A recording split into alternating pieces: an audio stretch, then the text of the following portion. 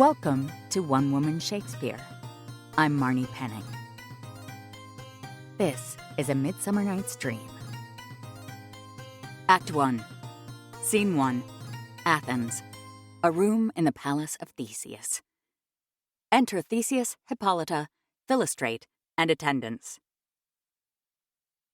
Now, fair Hippolyta, our nuptial hour draws on apace. 4 happy days bring in another moon, but oh, methinks how slow this old moon wanes. She lingers, my desires, like to a stepdame or a dowager, long withering out a young man's revenue. 4 days will quickly steep themselves in night. 4 nights will quickly dream away the time, and then the moon, like to a silver bow new bent in heaven, shall behold the night of our solemnities. Go, Philostrate!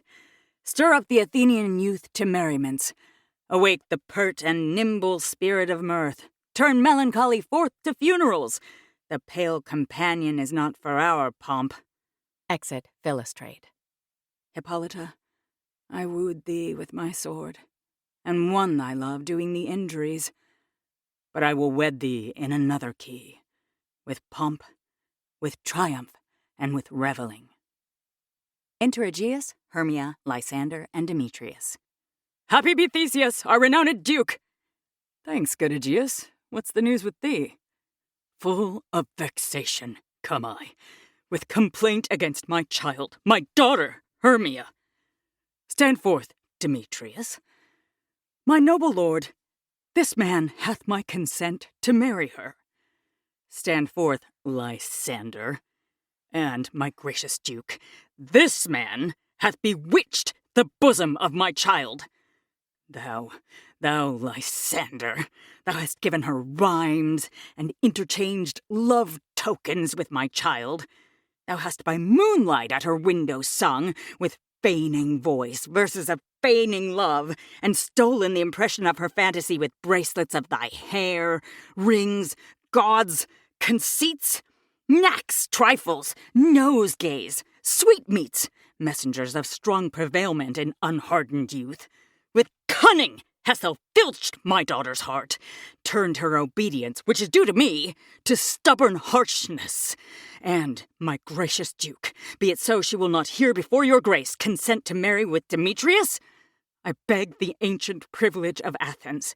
As she is mine, I may dispose of her, which shall be either to this gentleman or to her death, according to our law immediately provided in that case. What say you, Hermia? Be advised, fair maid, to you your father should be as a god, one that composed your beauties, yea, and one to whom you are but as a form in wax, by him imprinted, and within his power to leave the figure or disfigure it. Demetrius is a worthy gentleman. So is Lysander. In himself he is, but in this kind, wanting your father's voice, the other must be held the worthier. I would my father looked but with my eyes. Rather, your eyes must with his judgment look. I do entreat your grace to pardon me. I know not by what power I am made bold, nor how it may concern my modesty in such a presence here to plead my thoughts. But I beseech your grace that I may know the worst that may befall me in this case, if I refuse to wed Demetrius. Either to die the death, or to abjure forever the society of men. Therefore, fair Hermia, question your desires. Know of your youth. Examine well your blood, whether, if you yield not to your father's choice, you can endure the livery of a nun. For I to be in shady cloister mewed, to live a barren sister all your life, chanting faint hymns to the cold, fruitless moon. Thrice blessed they that master sow their blood to undergo such maiden pilgrimage. But earthlier happy is the rose distilled, than that which, withering on the virgin thorn, grows, lives, and dies in single blessedness. So will I grow, so live, so die, my lord. ere I will yield my virgin patent up unto his lordship, whose unwished yoke my soul consents not to give sovereignty. Take time to pause, and by the next new moon, the sealing day betwixt my love and me for everlasting bond of fellowship, upon that day, either prepare to die for disobedience to your father's will, or else to wed Demetrius, as he would, or on Diana's altar to protest for aye austerity and single life. Relent, sweet Hermia, and Lysander, yield thy crazed title to my certain right. You have her father's love, Demetrius. Let me have Hermia's. Do you marry him? Scornful Lysander! True, he hath my love, and what is mine, my love shall render him, and she is mine, and all my right of her I do estate unto Demetrius. I am, my lord, as well derived as he, as well possessed. My love is more than his. My fortunes every way as fairly ranked, if not with vantage, as Demetrius. And which is more than all these boasts can be, I am beloved of beauteous Hermia. Why should not I then prosecute my right? Demetrius, all avouched to his head, made love to Nidar's daughter Helena, and won her soul. And she, sweet lady, dotes, devoutly dotes in idolatry upon this spotted and inconstant man. I must confess that I have heard so much, and with Demetrius thought to have spoke thereof. But, being overfull of self-affairs, my mind did lose it. But Demetrius, come, and come, Aegeus. You shall go with me. I have some private schooling for you both. For you, fair Hermia, look you arm yourself to fit your fancies to your father's will, or else the law of Athens yields you up, which by no means we may extenuate, to death or to a vow of single life. Come, my Hippolyta. What cheer, my love? Demetrius and Aegeus, go along. I must employ you in some business against our nuptial, and confer with you of something nearly that concerns yourselves. With duty and desire, we follow you. Exeunt all but Lysander and Hermia. How now, my love? Why is your cheek so pale? How chance the roses there do fade so fast? Belike for want of rain, which I could well beteem them from the tempest of my eyes. Ay me, for aught that I could ever read, could ever hear by tale or history, the course of true love never did run smooth. But either it was different in blood, oh cross, too high to be enthralled to low, or else misgraffed in respective years, oh spite, too old to be engaged to young, or else it stood upon the choice of friends. Oh hell, to choose love by another's eyes! Or if there were a sympathy in choice, war, death, or sickness did lay siege to it, making it momentary as a sound, swift as a shadow, short as any dream, brief as the lightning and the collied night that in a spleen unfolds both heaven and earth, and ere a man hath power to say, behold, the jaws of darkness to devour it up. So quick bright things come to confusion. If then true lovers have been ever crossed, it stands as an edict in destiny. Then let us teach our trial patience, because it is a customary cross, as due to love as thoughts and dreams and sighs, wishes and tears, poor fancy's followers. A good persuasion. Therefore hear me, Hermia. I have a widow aunt, a dowager of great revenue, and she hath no child. From Athens is her house remote 7 leagues, and she respects me as her only son. There, gentle Hermia, may I marry thee, and to that place the sharp Athenian law cannot pursue us.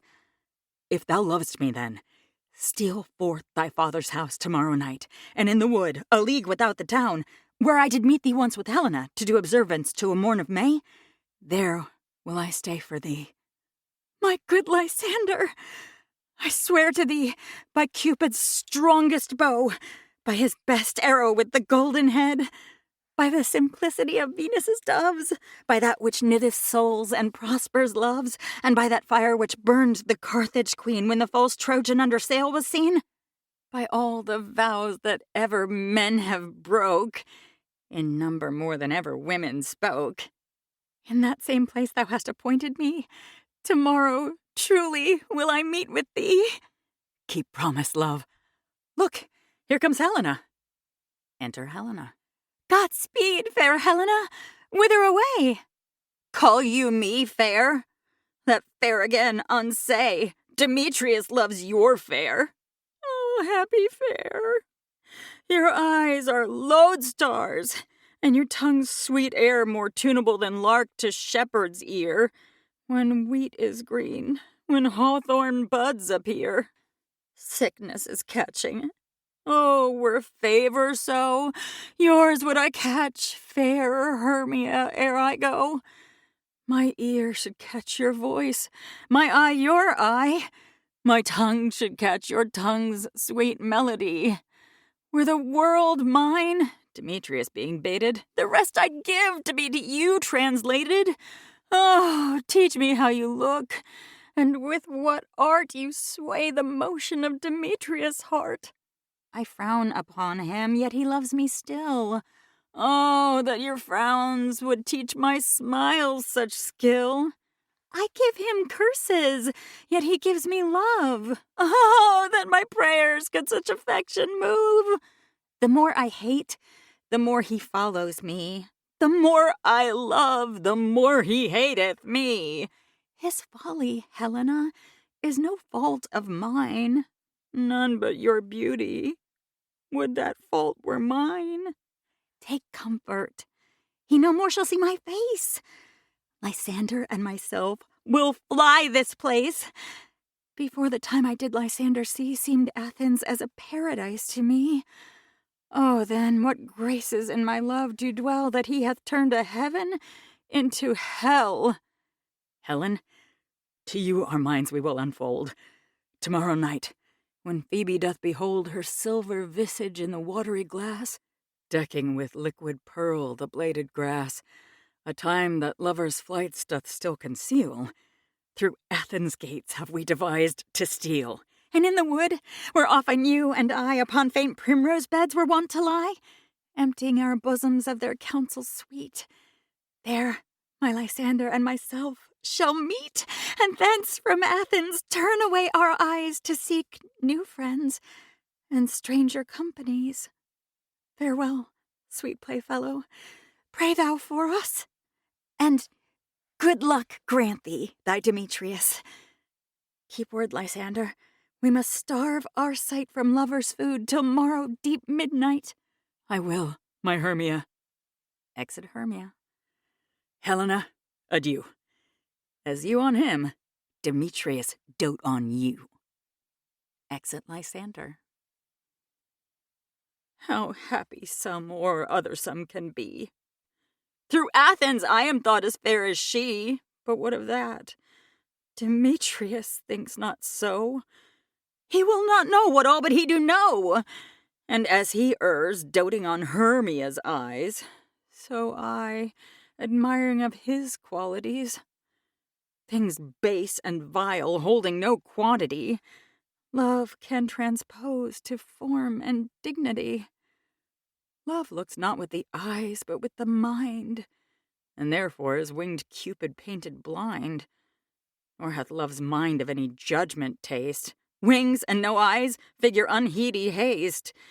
And therefore is love said to be a child, because in choice he is so oft beguiled.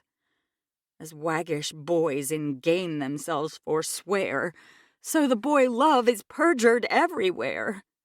For ere Demetrius looked on Hermia's eyne, he hailed down oaths that he was only mine.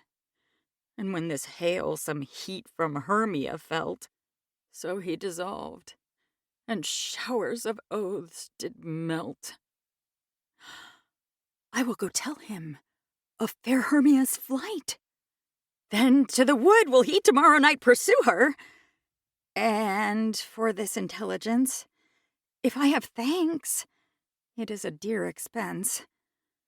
But herein mean I to enrich my pain, to have his sight thither and back again. Exit Helena.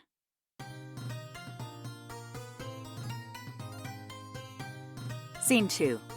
The same. A room in a cottage. Enter Quince, Snug, Bottom, Flute, Snout, and Starveling. Is all our company here? You were best to call them generally, man by man, according to the script. Here is the scroll of every man's name, which is thought fit through all Athens to play in our interlude before the Duke and Duchess on his wedding day at night. First, good Peter Quince, say what the play treats on, then read the names of the actors, and so grow to a point. Mary, our play is The Most Lamentable Comedy and Most Cruel Death of Pyramus and Thisbe. A very good piece of work, I assure you, and merry. Now, good Peter Quince, call forth your actors by the scroll. Masters, spread yourselves. Answer as I call you. Nick Bottom the Weaver. Ready. Name what part I am for, and proceed. You, Nick Bottom, are set down for Pyramus. What is Pyramus? A lover or a tyrant? A lover that kills himself most gallantly for love. That will ask some tears in the true performing of it. If I do it, let the audience look to their eyes. I will move storms. I will condole in some measure. To the rest. Yet my chief humor is for a tyrant. I could play Ercles rarely, or a part to tear a cat in, to make all split. The raging rocks and shivering shocks shall break the locks of prison gates. And Phoebus' car shall shine from far, and make it mar the foolish fates. This was lofty. Now name the rest of the players. This is Ercles' vein, a tyrant's vein. A lover's more condoling. Francis Flute, the bellows mender. Here, Peter Quince. Flute, you must take Thisbe on you. What is Thisbe? A wandering knight? It is the lady that Pyramus must love. Nay, faith, let not me play a woman. I have a beard coming. That's all one. You shall play it in a mask, and you may speak as small as you will. And I may hide my face. Let me play Thisbe too. I'll speak in a monstrous little voice. Thisne, Thisne. Ah, Pyramus, my lover dear, the Thisbe dear and lady dear. No. You must play Pyramus, and Flute, you Thisbe. Well, proceed. Robin Starveling, the tailor. Here, Peter Quince. Robin Starveling, you must play Thisbe's mother. Tom Snout, the tinker. Here, Peter Quince. You, Pyramus's father. Myself, Thisbe's father. Snug, the joiner. You, the lion's part. And I hope here is a play fitted. Have you the lion's part written? Pray you, if it be, give it me, for I am slow of study. You may do it extempore, for it is nothing but roaring. Let me play the lion too. I will roar, that I will do any man's heart good to hear me. I will roar, that I will make the Duke say, let him roar again. Let him roar again. If you should do it too terribly, you would fright the Duchess and the ladies that they would shriek, and that were enough to hang us all. That would hang us, every mother's son. I grant you, friends. If you should fright the ladies out of their wits, they would have no more discretion but to hang us. But I will aggravate my voice so that I will roar you as gently as any sucking dove. I will roar you, and 'twere any nightingale. Roar. You can play no part but Pyramus! For Pyramus is a sweet-faced man, A proper man, as one shall see in a summer's day. a most lovely, gentlemanlike man. Therefore you must needs play Pyramus. Well, I will undertake it. What beard were I best to play it in? Why, what you will! I will discharge it in either your straw-colored beard, your orange-tawny beard, your purple-ingrained beard, or your French crown-color beard, your perfect yellow. Some of your French crowns have no hair at all, and then you will play barefaced.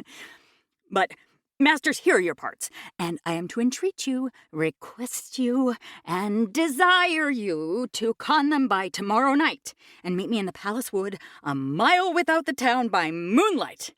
There will we rehearse. For if we meet in the city, we shall be dogged with company and our devices known. In the meantime, I will draw a bill of properties such as our play wants. I pray you, fail me not.